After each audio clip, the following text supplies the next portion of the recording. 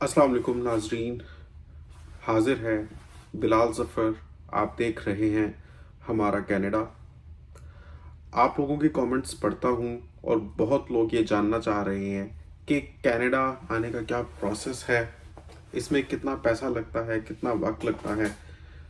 इसी बारे में आज की वीडियो है। यानी आज की वीडियो अगर आप एंड तक देखेंगे तो आपको पूरी तरीके से अंदाज़ा हो जाएगा कि मुझे अपनी फैमिली समेत जो कनाडा की मुस्तकिल रिहाइश मिली है, कितने अरसे में मिली है, इसमें हमारा कितना पैसा लगा है और सारा प्रोसेस क्या रहा है जिसमें से हम गुजरे हैं।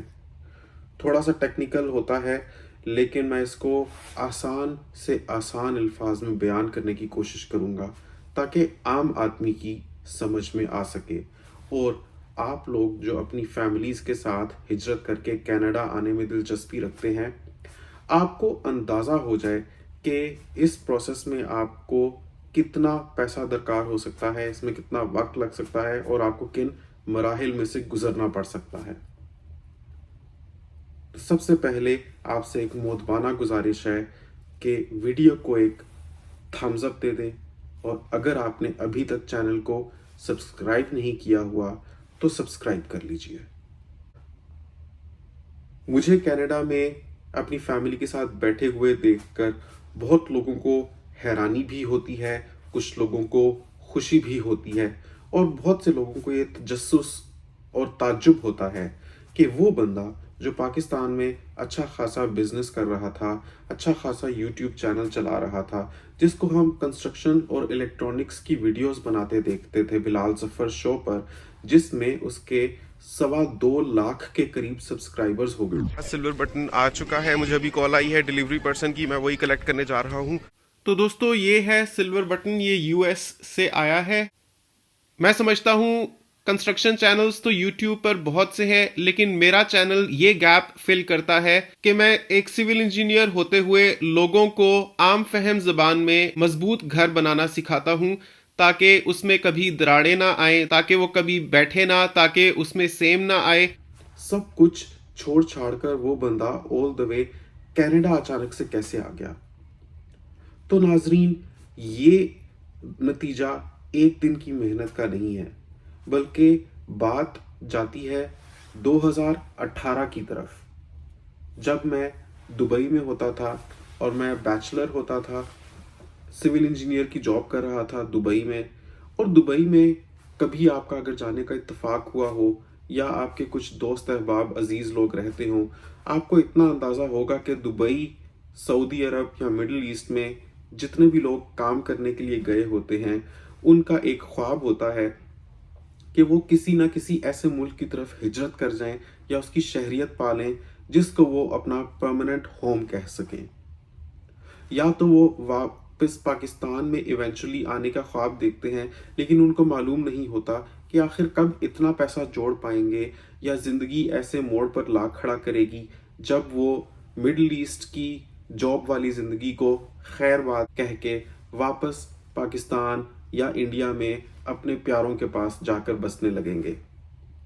बहुत से लोगों के लिए तो it takes a lifetime और उसके बाद भी वो वापस जा नहीं पाते। और कुछ चंद खुशनसीब ऐसे होते हैं मेरे जैसे, जो सिर्फ 2 साल इन ममालिक में रहकर अपनी ज़िंदगी का रुख तब्दील कर लेते हैं। जी हाँ, मैं दुबई सिर्फ 2 साल रहा और वहाँ पर मैंने जॉब की एज अ प्लानिंग इंजीनियर, और वहीं से मैंने अप्लाई कर दिया था कनाडा की परमानेंट रेजिडेंस के लिए। और यकीन कीजिए, एक तस्वीर ने मेरी ज़िंदगी का रुख बदल दिया। और वो तस्वीर क्या थी? फेसबुक पर मैंने एक पोस्ट देखी थी। मेरा एक कोर्समेट था जो ऑस्ट्रेलिया चला गया था। समहाउ उस तस्वीर में उसके चेहरे से झलकती हुई खुशी और उसकी अचीवमेंट मुझे इस हद तक भा गई कि मुझे लगा मुझे फिर से कोशिश करनी चाहिए। और हाँ, मैंने कोशिश की। इसमें वक्त लगा, बहुत वक्त लगा, लेकिन बिल आखिर मेरे हाथ कनाडा की मुस्तकिल रिहाइश आ गई। और आज जब हमें कनाडा आए हुए 4 महीने हो चुके हैं, तो समझ लीजिए कि हमें कनाडा की 10% शहरियत मिल गई है, क्योंकि हमें 3 साल कनाडा में बिताने हैं यहाँ की शहरियत पा लेने के लिए, जिसमें से 4 महीने हम बिता चुके हैं। तो समझ लें हम कनाडा के 10% शहरी तो पहले से ही बन चुके हुए हैं। तो अब मैं आपको बताने वाला हूँ वो सारे मराहिल जिसमें से मैं गुजरा, और वो कोस्ट जो हमने इस चीज़ की बेयर की, और इसमें कितना वक्त लगा। ताकि कोई मरहला मिस ना हो जाए, तो मैंने दूसरे मोबाइल पर सारी डिटेल्स नोट की हुई हैं, इधर से देखकर आपको बताता जाऊंगा कि क्या क्या हुआ।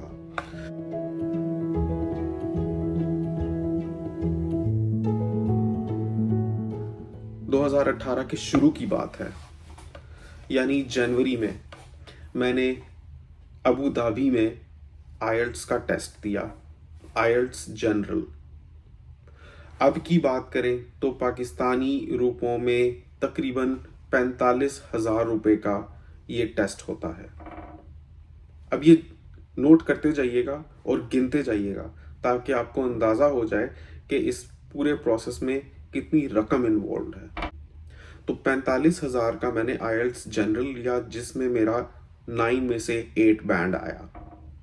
और ये पहली रिक्वायरमेंट होती है कनाडा की इमिग्रेशन के लिए अप्लाई करने के लिए, क्योंकि इसके बहुत से पॉइंट्स होते हैं।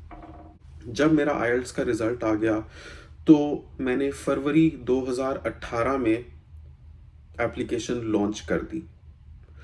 अगर आप चाहेंगे कि आपको तरीका बताऊं कि कैसे अप्लाई करते हैं या मैंने कैसे अप्लाई किया, तो नीचे कमेंट कीजिए कि बिलाल भाई हमें अप्लाई करने का तरीका भी समझाएं। अगर ज़्यादा लोगों का इसरार रहा तो वो वीडियो भी बना दूंगा। तो 16 जनवरी 2018 को मैंने अकाउंट क्रिएट किया, और मेरी दायर की हुई दरख्वास्त पर कनाडा गवर्नमेंट की तरफ से रिव्यू शुरू हुआ। 22 फरवरी 2018 को मुझे कहा गया कि मैं $550 पे करूं, क्योंकि मैं उस वक्त तक शादी कर चुका हुआ था और मैं हिना यानी मेरी बीवी को भी अपनी एप्लीकेशन में शामिल करना चाहता था। तो मुझे ये इंस्ट्रक्शंस आई कि आप $550 पे करें और अपनी बीवी की मेडिकल रिपोर्ट, एजुकेशन हिस्ट्री और जॉब एक्सपीरियंस के बारे में हमें बताएं, उसकी ट्रैवल हिस्ट्री के बारे में हमें बताएं, उसका पासपोर्ट सबमिट करें और उसका पुलिस क्लियरेंस सर्टिफिकेट सबमिट करें। अब देखने को तो उस वक्त मुझसे ये $550 लिए गए, जो सिर्फ हिना को अपनी एप्लीकेशन में इंक्लूड करने की फ़ीस थी।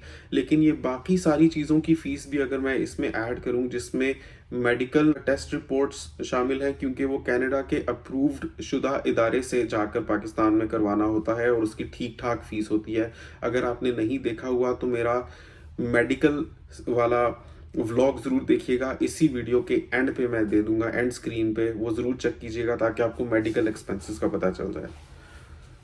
मेडिकल एक्सपेंसेस, एजुकेशन और एक्सपीरियंस, ट्रैवल हिस्ट्री तो चले, मैंने खाली फॉर्म्स ही फिल करने थे। उसके अलावा पुलिस क्लियरेंस सर्टिफिकेट निकलवाना था और पासपोर्ट बनवाना था।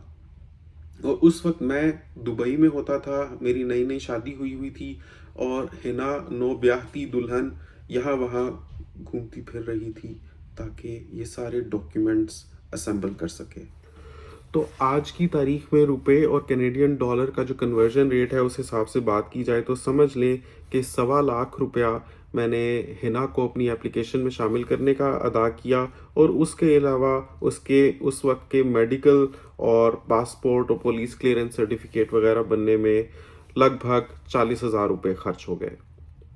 तो कुल मिला के आप 1,60,000 समझ लें, और 45,000 पहले जो मैंने आईएलटीएस की फ़ीस अदा की, समझ लें अभी तक 2 लाख का खर्चा हो गया। अच्छा जी, फिर क्या हुआ? उसके बाद जब मैंने एक बार हिना के डॉक्यूमेंट्स सबमिट कर दिए, तो मैं एक्सपेक्ट कर रहा था कि अब बमुश्किल 6 महीने होंगे और हम कनाडा बैठे हुए होंगे, और यही सोचकर मैं दुबई को खैर बात कह के पाकिस्तान आ गया। क्योंकि एक्सप्रेस एंट्री के अंडर अप्लाई किया था, तो मैं उम्मीद कर रहा था कि बमुश्किल 6 महीने लगेंगे और हमारी एप्लीकेशन अप्रूव हो जाएगी। मामले को निपटते 4 साल बीत गए और ये अगस्त 2022 में पता चला कि अब हम कनाडा जा सकते हैं। तो इस टोटल प्रोसेस में कितना खर्चा आया, किन किन मराहिल में से हम गुजरे, उनकी क्या तफसीलात हैं, आपको आगे आने वाली वीडियो में बताया जाएगा और वो वीडियो बनाकर उसका लिंक एंड स्क्रीन में डाल दूंगा। वक्त की कमी के बायस आज का व्लॉग इतना ही।